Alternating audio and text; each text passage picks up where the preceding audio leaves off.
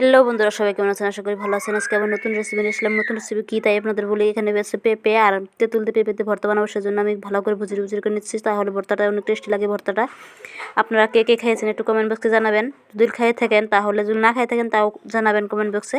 দেখেন সুন্দরভাবে এভাবে আমি ভুজির করে নেব। যেহেতু চিকেন হবে তাহলে ভর্তাটা আরও মজা হবে। দেখেন এখানে চিকেন করে কেটে নিচ্ছি। এভাবে সবগুলো আমি চিকেন করে কেটে নেব। দেখেন ফাইনালি আমার চিকেন করে কাটা হয়ে গেল। দেখেন মিশিং দিয়ে ভুজিরি করে নেবেন, তাহলে ভর্তাটা অনেক মজা লাগবে। এভাবে কে কে খেয়েছেন একটু কমেন্ট বক্সে জানাবেন। যদি না খাই থাকেন তাহলে তাও জানাবেন। দেখেন কি সুন্দর হয়েছে, একদিন খেয়ে দেখবেন এইভাবে ভর্তা বানিয়ে।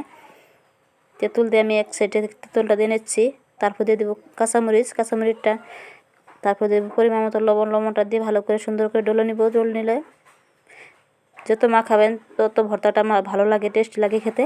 দেখেন আমি ভালো করে মাখানিটা আমার হয়ে গেল। ফাইনালি আমার ভর্তাটা দেখেন কি সুন্দর হয়েছে। যদি ভালো লেগে থাকে তাহলে লাইক কমেন্ট শেয়ার করে দেবেন আর পাশে থাকবেন।